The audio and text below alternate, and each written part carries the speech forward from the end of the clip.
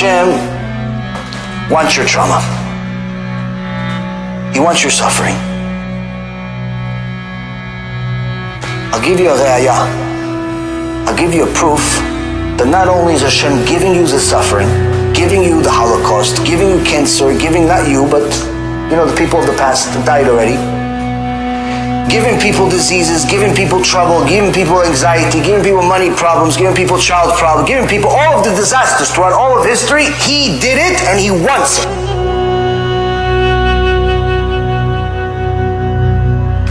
Not because He's a monster, but because He loves you and He knows that's the tool that's going to build you or break you. What's my raya? What's my proof?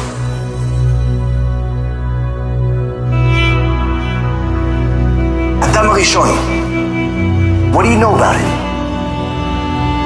He lived over 900 years, 930 years he lived. Did it mention that the Malachim were doing a barbecue for him? No, that's the Gemara. Did it mention that he was a giant, he was so big and beautiful? No, doesn't mention in the Torah. That's the Gemara. Born, made a mistake, got punished, kicked out.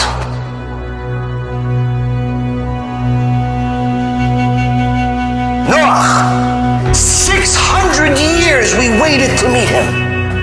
600 years he lived before we met him. We heard about it, he was born. Fast forward 600 years, and then there's the flood. What happened for 600 years? You must have done something.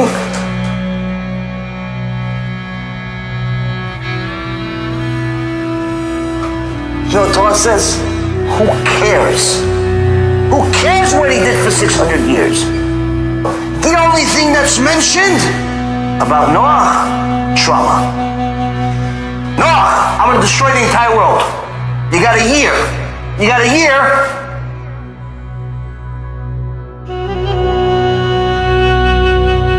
Okay, went through hell, built this thing, everyone was making fun of him. He saw the entire world destroyed in front of his eyes. He saw people melt.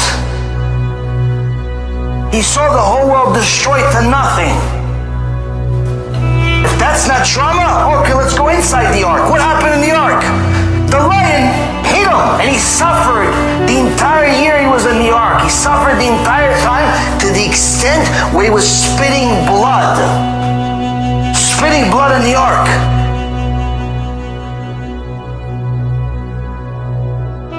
Avraham Avinu, 10 generations later, what do you know about Avraham Avinu? What do you know about Avraham Avinu? Avraham, believe everything that you know. Where am I going? Don't worry about it. Arrives, starvation. Famine. No food, no drink, no nothing. You have pretty much your clock to live is running out. Fast forward. Fast forward. By the way, you waited 100 years. Okay, let me send you some guests. Let me send you some guests that right after you chop off a piece of your body, unlike anybody else before you. I'm going to send you guests on that day. While he was dealing with pain and agony, that's what's worth a lot to HaKadosh Baruch Hu. Because that shows that you love him. If you get close to him through your trauma, through your difficulty, that means it's authentic, it's legit, it's 100%. But if you're only going to say Baruch Hashem when you win the lotto, who needs you? Fast forward, what do you know about Yitzhak Avinu? What do we hear about him? One, he almost got killed. 37 years old, his father is about to butcher him. Why? For the sake of Hashem, mitzvah. Second thing is, his two sons are having a battle, one wants to kill the other.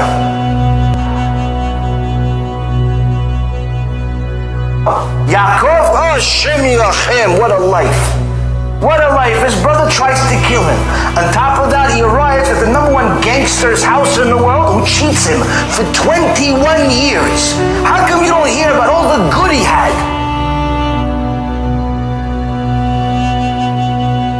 He stayed for longer, got cheated more, then finally left. Then, so I finally left this Gehenom called Lavan. Okay, I left.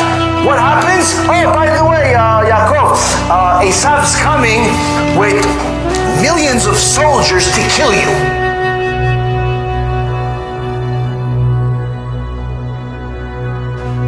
What else do we know about Yaakov? Oh, by the way, Yosef, his favorite son, dies but doesn't die. That's the life of Yaakov Avinu. Moshe Rabbeinu, before he even reached a half a year old, they already tried to kill him. He had to live at the Satan's house, Paro. Then finally he comes back, gets thrown in jail by his father-in-law for 10 years. If that's not enough, he finally goes to Am Yisrael to go help them. What happens? They'll curse him and yell at him. Why'd you bring us all this disaster? And they don't stop. That's the life of Moshe Rabbeinu. That's what we know about Moshe Rabbeinu. You don't have a single verse in the Torah that tells you Moshe Rabbeinu went on vacation, had a good time, had some time off, relaxed by the pool. There's nothing in the Torah that's not about trauma. Why? Because those difficulties are what built us as individuals and as a nation. That's what HaKadosh Baruch Hu wants. Is he wants you to use the suffering to connect to him. Because when he gives you no suffering, what do? You run away from him. That's why there's a verse in the Torah, Sefer Dvarim. Don't forget Hashem. What do you mean don't forget Hashem? After he gives you prosperity, don't forget Hashem. That's what Moshe Rabbeinu says to Am Yisrael. To say that people that suffer or suffered do not get punished if they do not connect to Hashem and start following the Torah is simply contradicting the entire Torah from Aleph ad Taf. Because as you can see, the entire Torah is one big suffering, full of beauty and a unique and extraordinary and beautiful way to connect to our Father in heaven that loves us more than we love ourselves. And that's why he's forced to hit us, because he doesn't want to lose us. The suffering is for our benefit. The suffering is because he loves us. He gives us suffering because he doesn't want to lose us. Because if he doesn't give us suffering, we will forget him, and then unfortunately he's forced to punish us permanently. So that's why he's forced to give us suffering. So we call out to Hashem, Shema Yisrael, Adonai Eloheinu, Adonai Echad. Because we have nothing else. The money can't help us, the friends can't help us, the spouse can't help us, the kids can't help us, the rabbi can't help us. Nobody can help us other than HaKadosh Baruch Hu. So HaKadosh Baruch Hu is forced, because he loves us, to give us suffering, because he doesn't want to lose us. But if we still don't listen, and with such reshaim until the gate of Gehinnom, we still don't do tshuva, what do you want him to do? Change the Torah for you?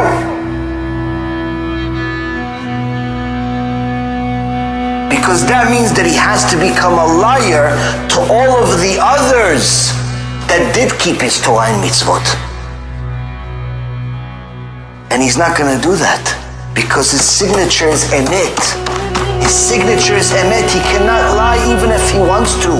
He cannot change even if he wants to. He's so glorious and so magnificent and so unlimited that he's limited himself to not be able to change.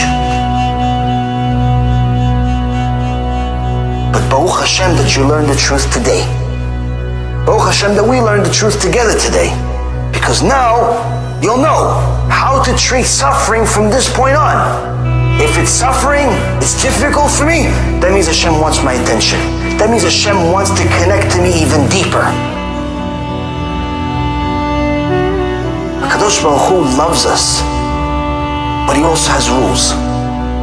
And he gave us those rules in a love letter called the Torah. That Torah is full of suffering, but also it tells you, if you overcome the suffering and you listen to the instructions and use that suffering to connect to me, you will be like one of the people that I wrote inside the Torah. You'll be like Adam Rishon. You'll be like Noach. You'll be like Avraham, Yitzchak, Yaakov, Moshe, Aaron, David, Shlomo, all the righteous people. Why? They suffered, they're in Gan Eden. Because they connected to me through the suffering. You do the same, you'll be in Gan Eden too. Be'ezrat Hashem, this realigns our minds to the straight path, to the path of Emet, and gets us on the path to get to Gan Eden.